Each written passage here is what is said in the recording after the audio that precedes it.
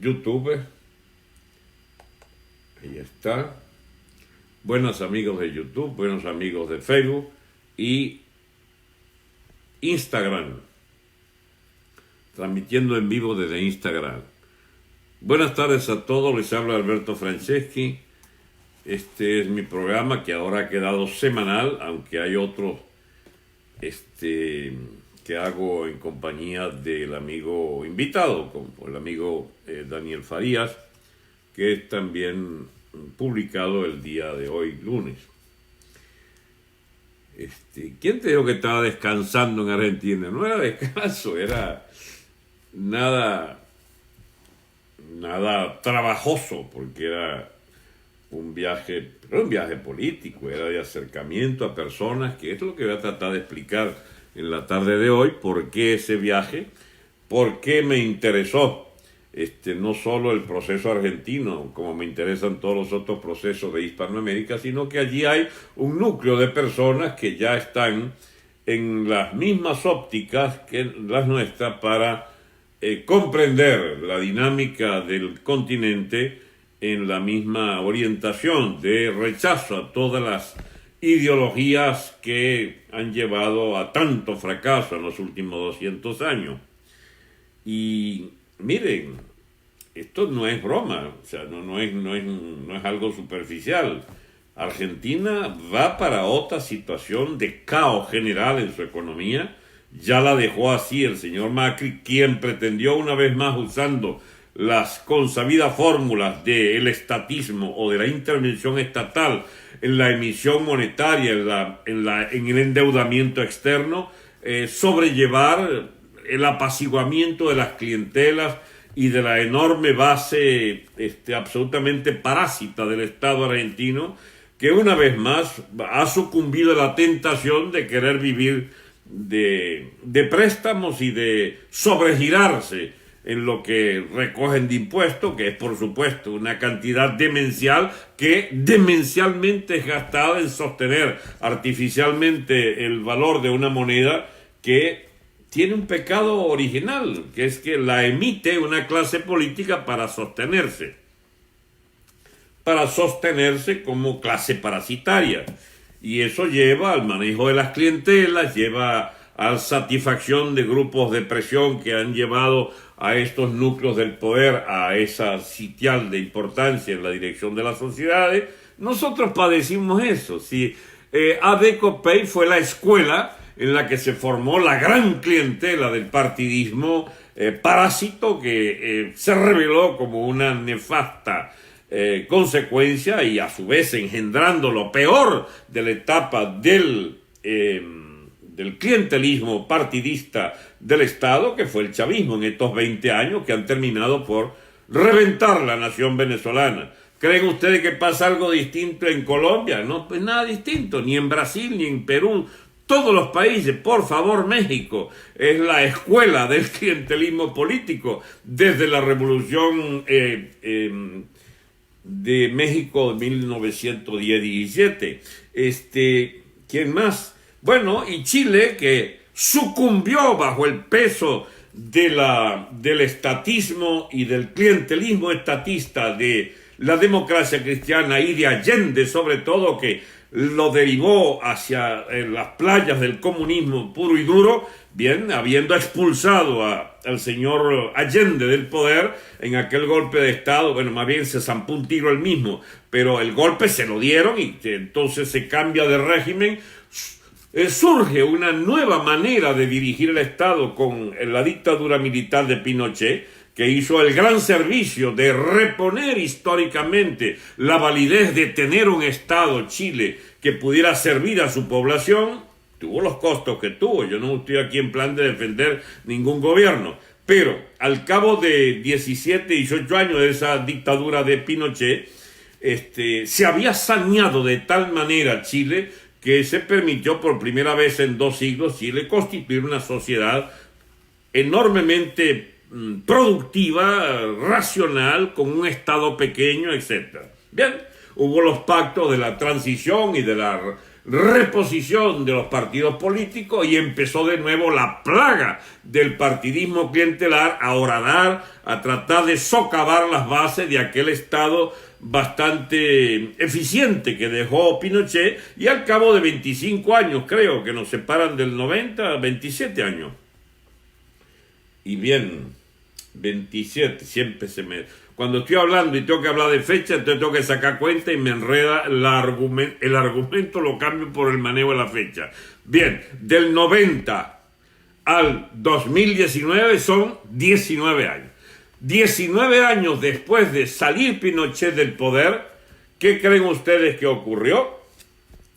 Bueno, ocurrió que el partidismo clientelar volvió por sus fueros, y a la cabeza del cual se encontraban otra vez los democristianos, partidos de derecha pero bastante clientelares también, como el del señor Piñera, y por supuesto los socialistas de la Bachelet y los comunistas metidos pues en esos frentes que acaudillaba la izquierda chilena. ¿Y qué ocurrió al cabo de 19 años? Bueno, la explosión de esos vicios clientelares que arruinó también buena parte de las conquistas del Estado chileno que le había dejado Pinochet, hasta hacerlo ahora presa de una situación explosiva bajo Piñera, por cuanto la gente exige más atención a sus necesidades cotidianas que el gobierno negaba aparentemente. Y esto no es un juicio definitivo, sencillamente me hago eco de lo dicho por la señora de Piñera, quien habría dicho, según una grabación que salió al aire, es que debemos rebajar nuestros privilegios, dice la señora. Bueno, ahí tienen ustedes cuando las iniquidades se acumulan, y Chile era el que menos tenía iniquidades de América. Si estaba mal Chile, imagínense ustedes lo mal que está Argentina, o lo mal. Chile era el estado más eficiente, la economía más eficiente del continente. Imagínense México, Colombia. Ahora, estas explosiones que están planteándose en todos estos países, ¿cuál creen ustedes que es entonces el piso común? La materia prima de toda esta explosión social y política, de toda esta ruina de los regímenes, cualquiera sea su origen, cualquiera sea su forma, bien, que es el estado de partido.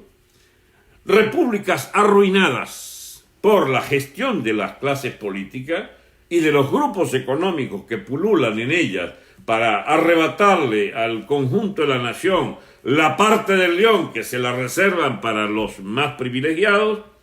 Esto es una dinámica propia del capitalismo también, solo que hay distintos niveles de usufructo o de racionalización de ese sistema económico que ya lleva siglos en la humanidad, pero cuando usted le agrega una dosis creciente de socialismo al capitalismo imperante, termina generando un híbrido de tal nivel de parasitismo y de tal nivel de irracionalidad que termina socavando las monedas, termina acudiéndose al expediente de la diferenciación social y de la usurpación del poder en beneficio de minorías. Resultado, con distintos niveles de iniquidades sociales, todos estallan, o todos van a estallar, o todos han venido estallando. Dice que se escucha con eco en YouTube. ¿Y cómo hago para eliminarlo? Es complicado. A ver, espero que se disminuya un poco. Vamos a ver. Esta situación de conjunto en América hispánica, a su vez está acompañando las situaciones de la propia península española, que es nuestra hermana de sangre, nuestra hermana en civilización, nuestra hermana en identidades culturales, que está en este momento también sufriendo los embates del clientelismo político. El régimen de la Constitución de 1978, heredada del franquismo,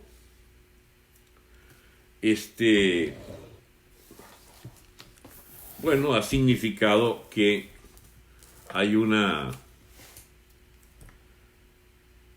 situación también en España de divorcio de la población respecto a la clase política.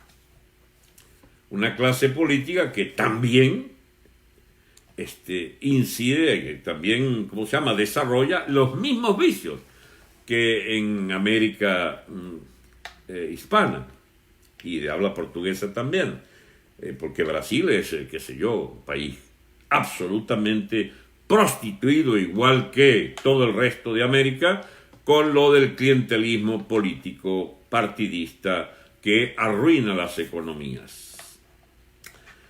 Ahora bien, ya quisiéramos nosotros cualquiera de esas otras crisis. Digo, los venezolanos, ya quisiéramos usufructuar las crisis de las otras naciones y no la nuestra, donde tuvimos la desgraciada circunstancia de una casta politiquera de baja estofa cultural y moral que resolvió robarse todo y acabar con la economía. Lo de Venezuela es de una gravedad inusitada. No voy yo a explicarle a mis compatriotas venezolanos lo mal que estamos, lo saben de sobra. Quizás les interese más bien, ni siquiera es para consolarnos en el mal general, no, es que lo de Venezuela es algo tan específico que no hay comparación en ninguna otra parte del planeta, salvo en gestiones parecidas por tiranos en África, como el tal Mugabe o el Mengistu o en su buena época el emperador Bokassa, qué sé yo, que bueno, acabaron con sus naciones, o la pobre Uganda o el pobre Congo, el Zaire, después la Nigeria, que tuvo también su crisis espeluznante. Todos esos países han sufrido de regímenes de barbarie, algunos de ellos con matanzas inenarrables, otros, Sierra Leona y otras naciones pequeñas incluso, han sido esguazadas por guerras civiles realmente espantosas.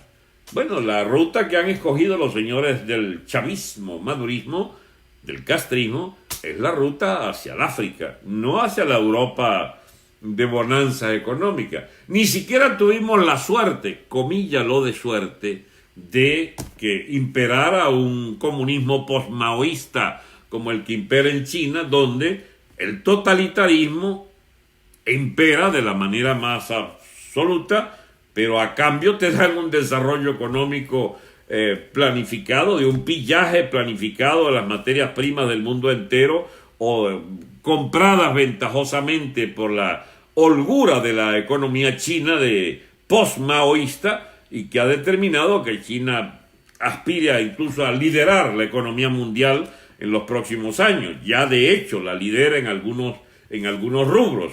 Bueno, no es ese comunismo que incentiva la apropiación privada progresiva de segmentos dirigentes de la población y logra constituir incluso una casta de funcionarios bastante eficiente. Por lo menos así reza el mito chino de que esa nación estaría en capacidad de seguir haciendo progresar e incorporando al mundo del trabajo centenares de millones de chinos.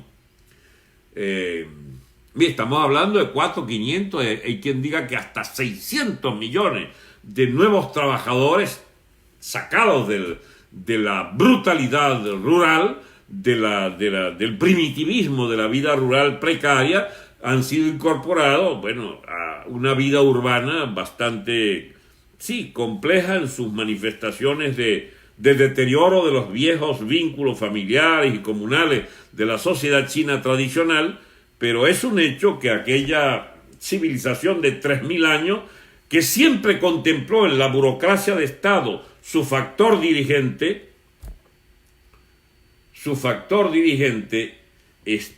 ahora lo nutrió en estos últimos 100 años, o 70 años, con la burocracia del Partido Comunista, y a las 150 o más dinastías que hacían reposar el poder de Estado en un emperador y en su corte de burócratas, sustituyó al emperador por un jefe del Partido Comunista, y la nobleza china la sustituyó por esta nobleza del Partido Comunista, por esta casta de burócratas eficientes.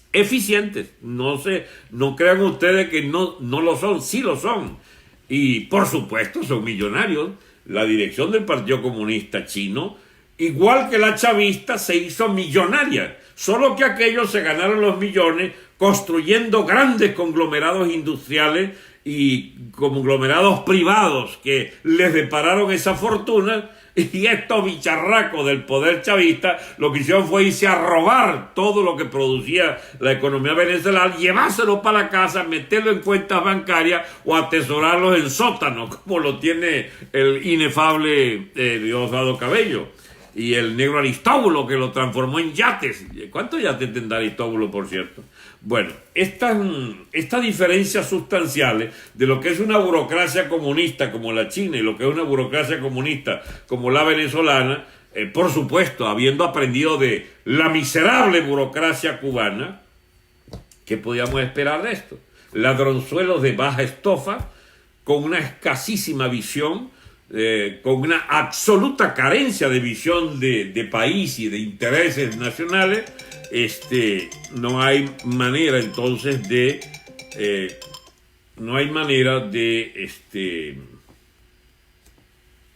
buscarle el lado bueno, para nada. El lado bueno no existe para el régimen chavista.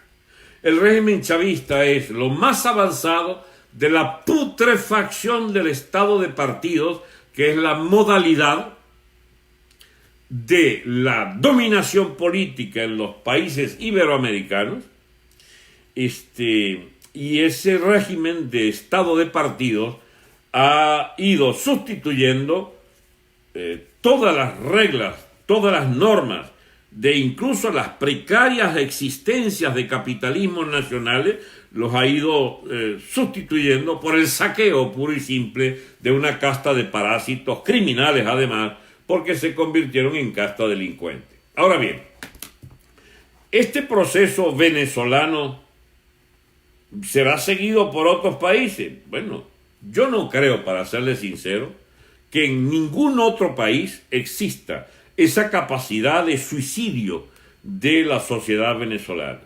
Lo digo porque vayamos por parte. Evo Morales, en Bolivia. Alguien podrá decirle al amigo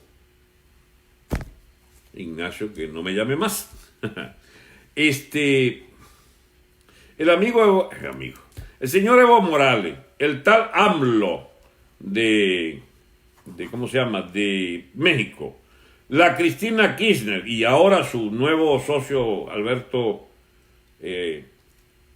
Fernández en la presidencia, la gente esta de Lula en Brasil, ninguno de ellos, o el Correa en Ecuador, ninguno de ellos, tampoco el Humala, de quien se temía fuera un émulo de Chávez en Perú, ninguno de ellos hizo el disparate de Chávez y de Maduro, que fue acabar con el capitalismo nacional y convertirse en agentes directos de una depredación sin límites, de una depredación absolutamente salvaje de los recursos del país para llenarse los bolsillos esa casta dominante. No es que no roben, han robado mucho. El Evo, que era un humilde campesino cocalero, se transformó en un potentado, y todos los parásitos que rodean el partido MAS, Movimiento Socialismo de Evo, salieron enriquecidos del poder. Pero Evo no fue el tonto o la clase de tontos que llevó a Bolivia a una ruina de su base económica minera, agrícola, etc. Incluso conservó o desarrolló incluso la economía cocalera como gran exportador de pasta de coca allá en su Chapare natal. Bueno, cada uno escogió fórmula. Lula en Brasil, por ejemplo, no puede decirse que destruyó el capitalismo, ¿cómo se llama?, brasilero. Él recibió la herencia de Fernando Henrique Cardoso y los gobernantes anteriores, y sobre todo recibió la herencia de la impronta del orden económico social de la dictadura militar brasilera, que durante 20 y pico de años corrigió los desaguisados allá del gobierno Goulart y del gobierno Jânio Quadros. Los años 70, 80 de la dictadura militar de Brasil ordenó Brasil, y con la transición de varios gobiernos más o menos inspirados por los militares, dejaron a Brasil en posición de un progreso económico significativo, marcado sobre todo por la administración de Fernando Henrique Cardoso. Eso es lo que hereda el PT brasilero, el Partido de los Trabajadores de Lula, y arman entonces una economía que conservó en lo fundamental las reglas básicas de la concurrencia capitalista en el mercado. De eso se derivó una poderosa fuerza de la llamada burguesía paulista del estado de Sao Paulo, que es la que guía más o menos el conjunto de la economía brasilera. El signo distintivo, sí, del capitalismo bajo Lula fue la corrupción. Para variar, hicieron millonario a muchos de los burócratas del PT, y un segmento de esa misma burguesía paulista se hizo de unas agallas nunca conocidas para convertirse en una burguesía inversora en otros países mediante la presión o el auxilio del aparato de Estado brasilero. Fue allí donde surgió Odebrecht, de una familia de grandes burgueses de Sao Paulo, terminó por convertirse en una gran empresa constructora de puentes, carreteras, túneles, metros, de todo construido. Por acá en Miami ve usted incluso autopista con la intervención de Odebrecht. Hasta aquí llegó la influencia de Odebrecht. Y por supuesto fue mojándole la mano y llenando los bolsillos de muchos burócratas, del gobierno y de la oposición.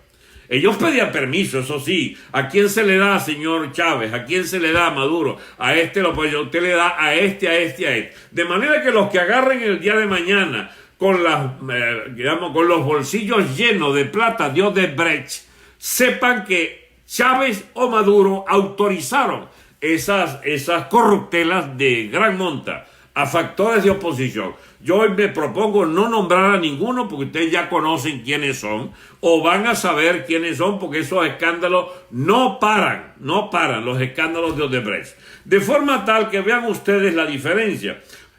Si vamos a lo de ¿cómo se llama?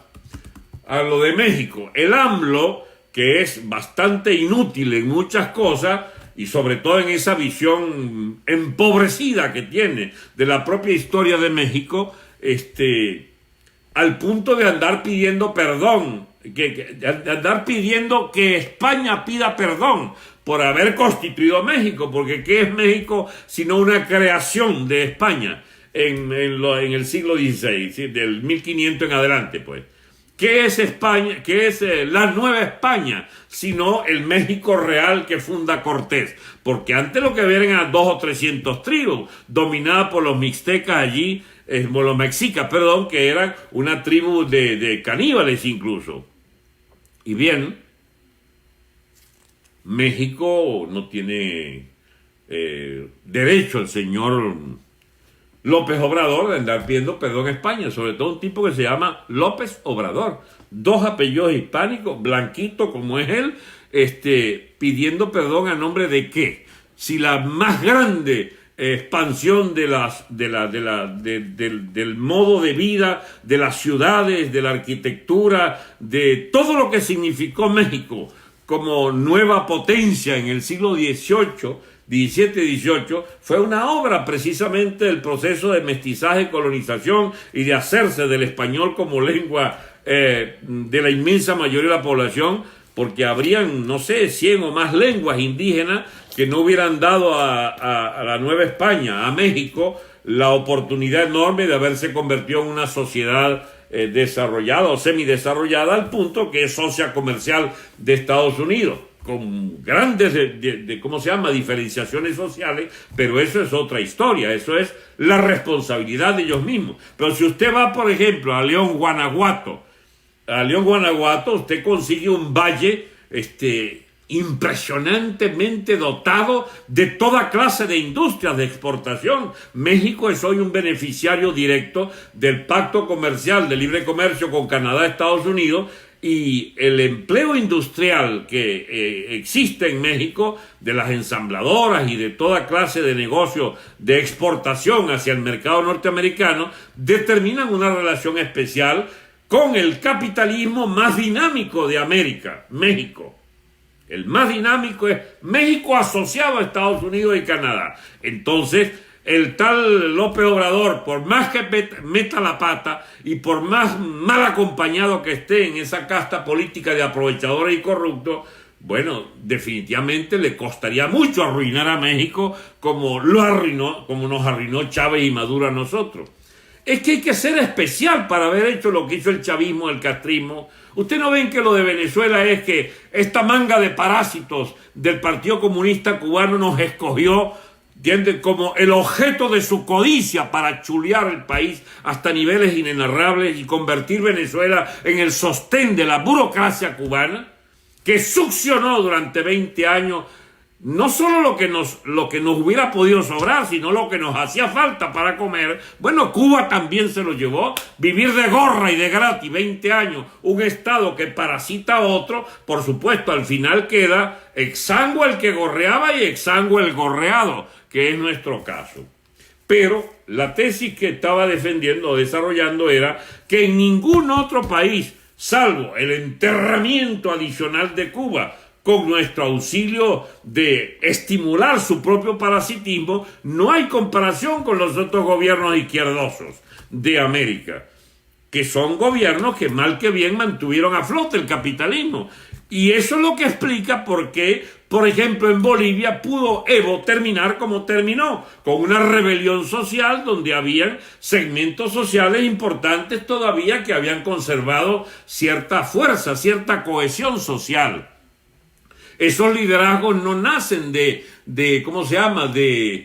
aire. Esos liderazgos tienen raíces sociales en segmentos medios, en segmentos obreros, en segmentos populares que trabajan para vivir y comen, no necesariamente del Estado, sino del conjunto de fuerzas productivas que se mueven en cada uno de esos países. Y tienen incluso gran vigor social esos segmentos que lograron obligar a Correa que no pudiera hacer las marramuncias que llevaron a perpetuar el gobierno de sí. Tuvo que salir del poder por vía electoral. A Evo que lo sacaron, entiende, a pesar de que tenía un apoyo significativo de un 25-30% de los segmentos populares y de clase media que él mismo había creado alrededor de la corrupción estatal. No puede decirse que México sea solo la corrupción de los herederos de la burocracia priista que constituyó el partido Morena del señor López Obrador. No, hay allí un factor de dinámica propia de la sociedad, de los segmentos sociales que se mueven en México con un enorme ímpetu de choque hacia el choque violento, social y político, por el tema de la corrupción y del narcotráfico, que es capitalismo puro, pero capitalismo delincuente. Ese fue el capitalismo que nosotros tuvimos. Es más, está asociado al mexicano, a los carteles de la droga en México. Lo único que subsistió del capitalismo en Venezuela fue la vertiente de la droga como negocio.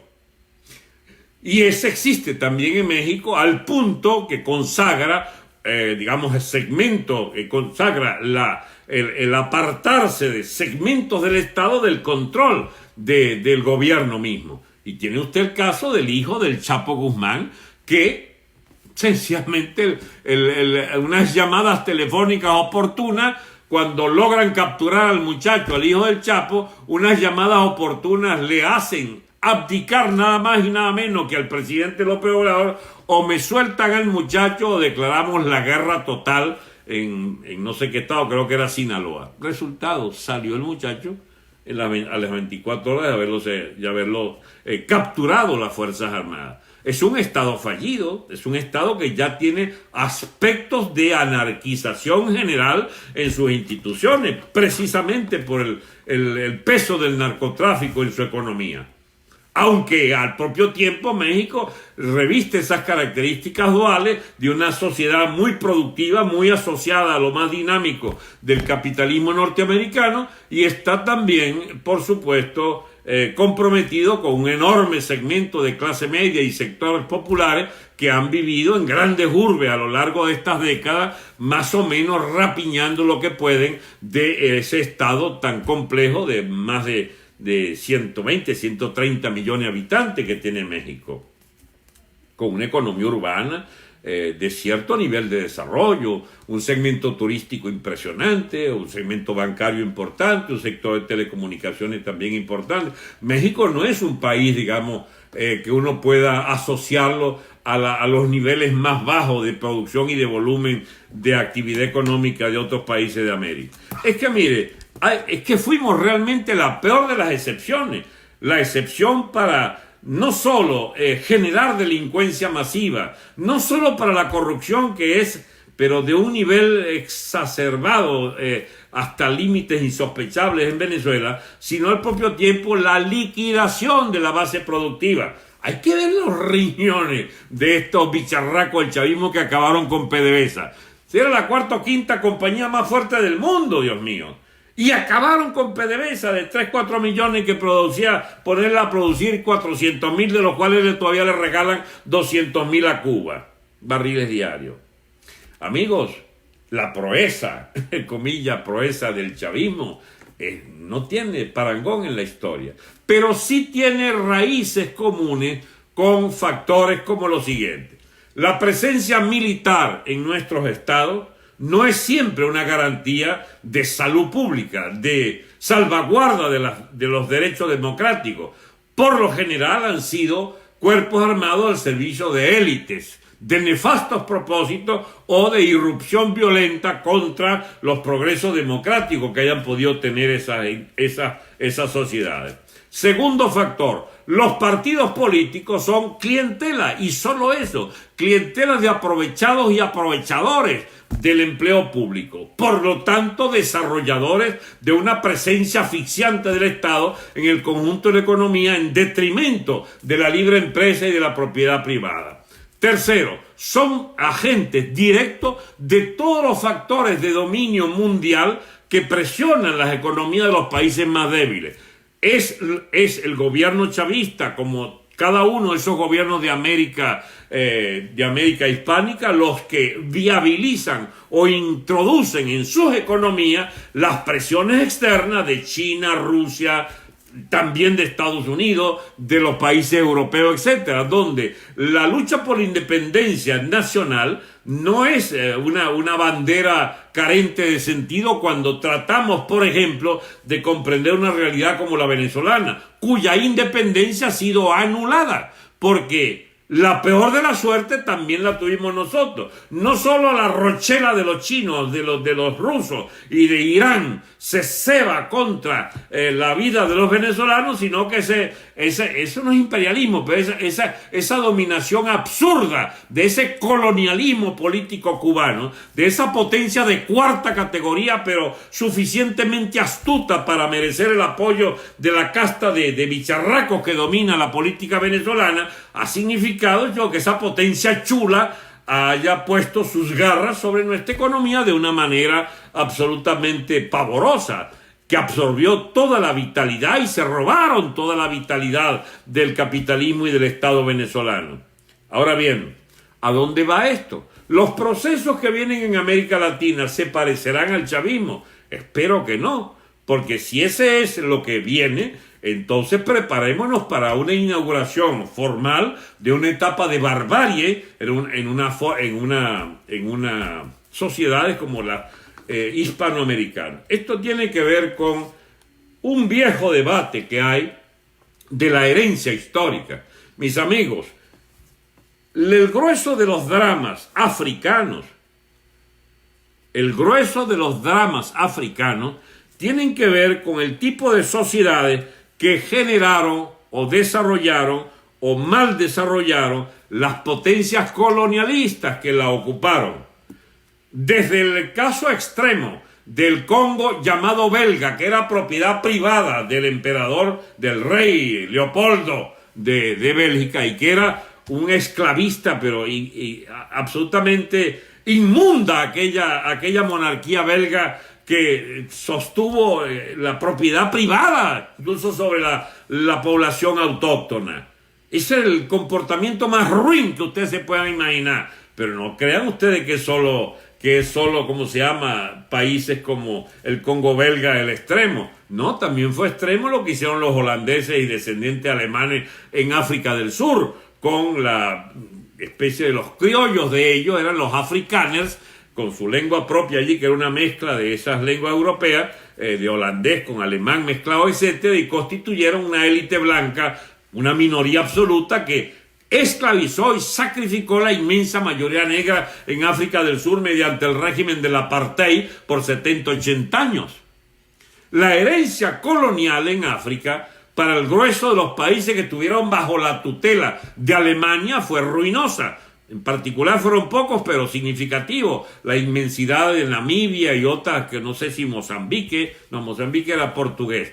Las colonias portuguesas, ruina total. Las colonias inglesas, Nigeria, la propia Rodesia, también racista, igual que África del Sur. Las colonias francesas, por favor, ¿cómo se llama? Lo que está al sur de Libia.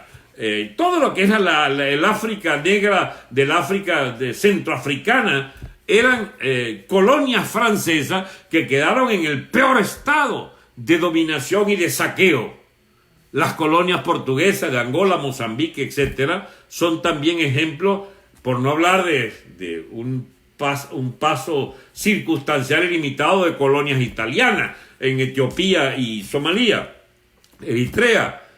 Amigos, todo lo que es la herencia del colonialismo europeo sobre las naciones africanas, lo único que dejó fue barbarie, sobreexplotación y desarticulación social y racial en muchas de esas naciones. Muy lejos de lo que ocurrió en América, donde el mestizaje español y la herencia cultural católica cristiana significó para muchas de estas naciones el inicio de un proceso de inserción en el proceso civilizatorio mundial. Pero, por supuesto, no podía faltar que los criollos formados en la pertenencia a España, porque no éramos colonia, éramos parte de España, hicieron de estas castas de los dirigentes de cada una de estas naciones aspirantes a saquear ellos mismos las potencialidades de su propia población. Resultado, unas repúblicas manipuladas en su proceso de emancipación por el imperialismo inglés, por el imperio inglés naciente, que le interesaba la liquidación de España como imperio rival, y entonces todos se fueron a apostar ante los intereses del capital británico, que nos esclavizó con la deuda externa todo el siglo XIX y modeló las economías nuestras, que tenían 3, 4 siglos de estabilidad con España, con la moneda del real de A8, con la enormidad, de facilidades que habían al interior de los territorios hispánicos para seguir el proceso civilizatorio de educación, de universidades, de crecimiento demográfico, etcétera. Porque eso no tiene nada que ver con esas estupideces que regaron los chavistas y otros partidarios del volver al indigenismo y todas esas estupideces que dijeron sobre que habían existido sacrificios de masas enteras de pobladores. ¡Eso es embuste! ¡Eso es embuste! Hubo exceso, por supuesto que hubo exceso, pero nada que ver con, por ejemplo, el esclavismo que lo trajeron fueron los ingleses y los portugueses. Nada que ver con esa imagen de la leyenda negra fabricada por el cura de las casas, etcétera, que fue utilizado por el imperio holandés, el imperio inglés y el francés como una voz autorizada, cuando quedó demostrado históricamente que aquello había sido el grueso, eran absolutas invenciones. La leyenda negra la fabrican los países enemigos de España, y esta suerte desgraciada que tiene España con sus propios pobladores, de origen diverso al interior de la península, catalanes, vascos, etcétera, que usufructuaron enormemente como casta de estas Españas de este lado del Atlántico, que fueron, digamos, castas propietarias, pero que volviendo a España, después de haberse emancipado estos territorios, resolvieron pagar contra los madrileños, contra los andaluces, el hecho de que ellos eran una raza especial, los vascos y los catalanes, y se constituyeron en verdaderas calamidades separatistas de la nación española hasta hoy. Estoy hablando de mientras el telón de fondo de la crisis política española actualmente es las rivalidades de esos benditos catalanes y vascos empeñados en reventar la unidad de España, sin la cual se van a ver bien mal, pero ellos son así, suicidas, como son todos los separatistas. Pues bien, esta historia del continente hispanoamericano, mis amigos, es muy distinta a la del continente africano, es muy distinta. Allí imperó el esclavismo, el racismo. En África imperó la barbarie, las hambrunas, las guerras. En Hispanoamérica, es cierto, imperó también las rivalidades, pero de civiles, no de tribus, de civiles civilizados, comillas, mestizajes ya logrados en la época de la presencia de España en el continente, pero ellos resolvieron pelearse por el poder. Y todo el siglo XIX, después de haber sido instigadas las independencias por el imperio inglés, bueno, fueron un siglo de guerras civiles. Guerras civiles. La de Venezuela fue una colosal guerra civil también. Y de eso todavía quedan remanentes. ¿O qué me dicen ustedes de las iniquidades que cometieron esas castas de propietarios de origen hispánico, pero eran criollos, nacidos aquí, nacidos en sus países? Aquí quiero decir en Venezuela, en Argentina, en Bolivia, donde fuera, porque tengo una noticia a los amigos indigenistas. Las masas indígenas más o menos organizadas, como por ejemplo en Perú o en Chile, luchaban al lado de los realistas españoles contra los llamados ejércitos patriotas, mi amigo.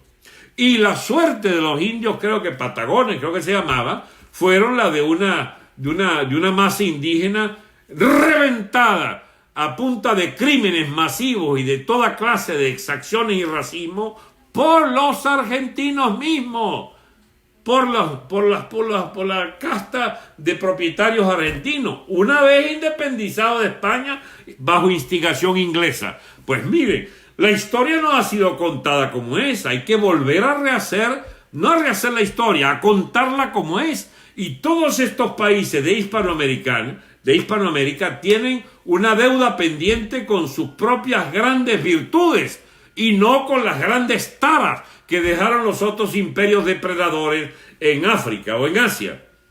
Hay que ver lo que significa haber metido en la cabeza de muchas personas algo digamos, cultivadas en las universidades, etcétera, las nefastas ideas del izquierdismo racista al inverso, de suponer que nuestros males venían de la colonia, cuando los 3 siglos de mayor estabilidad de este continente se le deben precisamente a España. Amigos, ¿por qué esta insistencia en este tipo de tema? Bueno, porque al cabo de 2 siglos de deformación absoluta de nuestra historia, de deformación en su comprensión, ahora viene las modas de los nuevos mitos, de las nuevas propuestas nacidas de lo más atrasado de esa incultura del antihispanismo, del pro-yanquismo, del pro-inglés, de los pro-ingleses, de los pro-holandeses, que acompañaron la leyenda negra o cultivaron la leyenda negra contra España. ¿Y qué lograron? Bueno, los Chávez son un producto de la leyenda negra. ¿Y quién más podía estar interesado que la ideología de los marxistas, que, habiéndose terminado el mito de la lucha de clase, escogieron el mito del indigenismo o el mito del clima o el mito de la lucha de sexos para sustituir la lucha de clases? Y estamos en presencia ahora de esas nuevas dinámicas políticas con esas ideologías absolutamente fracasadas, pero eficientes en el manejo de atizar contradicciones reales o inexistentes en muchas de estas naciones para modelar grandes corrientes del llamado populismo o de las izquierdas o de todas esas propuestas, pues que tienen en común todas y cada una de ellas el ser impregnada por intereses siempre foráneos. ¿Qué interés puede tener una casta de sinvergüenzas agrupados en el PSV de Venezuela a nombre del socialismo cubano? ¿Qué otro interés pueden tener sino la perpetuación de esta especie de ruina para seguir nosotros manteniendo a 500.000 de manganzones del Partido Comunista Cubano? ¿Qué interés puede tener el chavismo en sobrevivir sino en mantener con los que le arman de misiles de Irán los supuestos de una lucha infernal que debe librarse a nombre de Alá y del islamismo contra el imperialismo norteamericano? ¿Qué interés puede tener Venezuela en esa rivalidad de la casta teocrática iraní, del clero iraní, chiita partidario de la guerra contra Estados Unidos y de la guerra santa contra Israel y contra los europeos? ¿Qué interés podemos tener nosotros en esa guerra? Pues esa es la guerra que trata Maduro de traernos para acá por la vía del Hezbollah, del Hamas y de toda la política iraní hacia América Latina, hacia la llamada latina, que es realidad hispánica. Amigos, cada una de estas propuestas teóricas del chavismo son verdaderas propuestas miserables de renunciar a lo poco que habíamos avanzado o a lo mucho que había avanzado Venezuela en la civilización occidental.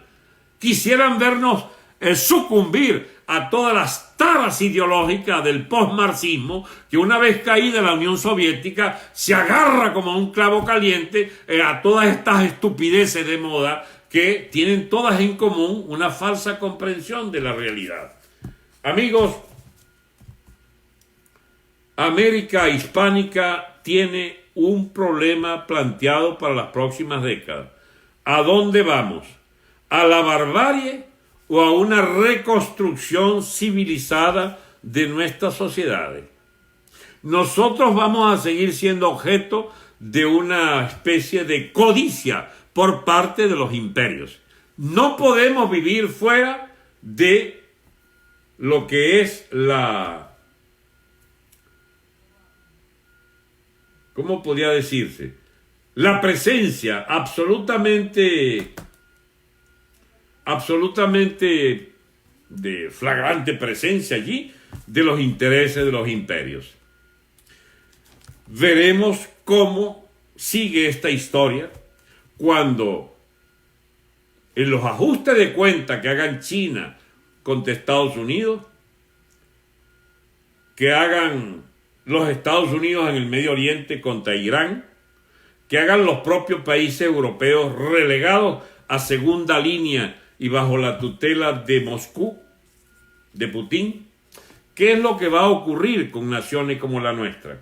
Bien, esas son las interrogantes, mis amigos, que seguirán pendientes de análisis y que cuando nosotros incursionamos en este tipo de problemáticas teóricas es para tratar de despertar curiosidad entre nuestros oyentes sobre la necesidad de volver a estudiar nuestro pasado, porque sin duda alguna, si no lo comprendemos, no vamos a entender nuestro presente y menos aún nuestro porvenir.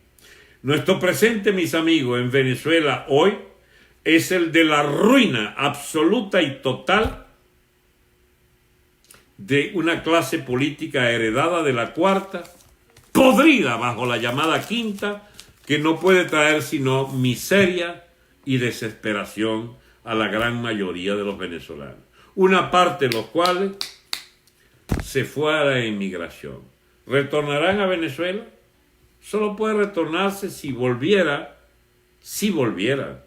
a existir una sociedad de unos mínimos equilibrios, de un respeto a la ley, de una disciplina social y de una posibilidad de tener respeto para lo que uno haya acumulado o lo que uno haya trabajado. Bueno, eso se llama capitalismo y un Estado que funcione. Para tener capitalismo real y un Estado que funcione, tiene que ser erradicada, eliminada, la clase política que nos ha traído hasta aquí. Desde Chávez hasta Guaidó, todo ese abanico de parásitos de los partidos y de todas esas propuestas absolutamente fracasadas por la vía del PSV, de ARTE-MNR, por la vía de la MUD, por la vía de los ADECO, los copellanos, el Primero Justicia, Voluntad Popular, por la vía de esos lidercitos que pelaban las nalgas allá en las luchas estudiantiles de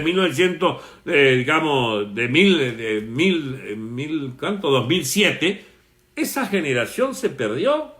Se perdió porque se la tragó la corrupción del partidismo. Entonces nosotros mal podremos imaginarnos que tenemos algún destino con los dirigentes nacidos de esa casta de partidos políticos que viven de robar en el Estado, porque todos son ladrones. ¿Qué cosa? En eso sí están todos de acuerdo, chavistas y no chavistas. ¿Y qué es lo que viene? Bueno, que eso tiene que sufrir el país una crisis mayor. La remodelación moral de Venezuela requerirá de una purga muy grande, mis amigos. Esa purga se llama reconstrucción del Estado. Hay que barrer este Estado y construir uno nuevo. Por eso hablo tanto de los valores civilizatorios, por eso hablo tanto de nuestra tradición cristiana, etcétera, porque muchas de estas tesis deberán nutrir lo que es el planteamiento de reconstrucción del Estado, porque necesitamos un Estado totalmente distinto y opuesto a estos valores, porque necesitaremos con absoluta seguridad otra clase política, nacida de la producción, del trabajo, de la competitividad, de la libertad, sobre todo para producir y para progresar. Esas libertades que deben ser ampliamente garantizadas solo pueden fructificar, solo pueden instalarse un día de estos en Venezuela si somos capaces de hacer caída y mesa limpia. Hay que barrer toda esta clase de parásitos para que la Venezuela productiva, con una nueva clase política, que eso no es tan difícil. Existen pero sobrada cantidad de miles de venezolanos de bien que quisieran un Estado de gente honrada, una dirección, y sobre todo que es un Estado pequeño, porque tú no puedes repetir esta experiencia. 500,000, 1,000,000, 2,000,000, 4,000,000 de funcionarios públicos. ¿Qué es eso? Ninguna sociedad aguanta ese parasitismo extremo. El Estado venezolano con 300,000, 400,000 personas, pero como máximo puede garantizar todas las funciones que sean, y ojalá con menos, porque también pudiera funcionar con 50 o con 100,000, si de verdad hay el interés de construir una economía productiva, y quizás lo que se requiera solamente es un funcionariado judicial, un funcionariado escolar y un funcionariado policial que garantice la aplicación de las leyes, las libertades de la educación y sobre todo la convivencia civilizada a través de instituciones que sean electas. Electas no significa por los partidos, para los cogollos y para cogerse los reales. Porque tiene que haber un Estado, mis amigos, donde un alcalde que se robe los reales va preso por 20 o 30 años. No habría ninguno libre en Venezuela. Bueno, se trata de idear un Estado de ese nivel de pureza, de ese nivel de corrección de los funcionarios públicos. Para eso no hay otro instrumento mejor que la ley. La ley aplicada sin contemplaciones, en la más absoluta transparencia administrativa, con la más irrestricta libertad de expresión, de reunión y sobre todo de publicación de todos los actos cotidianos del poder. Felizmente el acceso a Internet nos permite que sea viable y posible reconstruir con una base de información suficiente la conciencia colectiva para permitirnos administrar nuestra ciudad y nuestra nación de otra manera. Bien, amigos, les pido por favor que me disculpen, que parece que se echó a perder lo de, lo de YouTube. Ya lo repondré en las próximas horas y nos vemos entonces en una próxima oportunidad. Hasta pronto, amigos. Hasta pronto.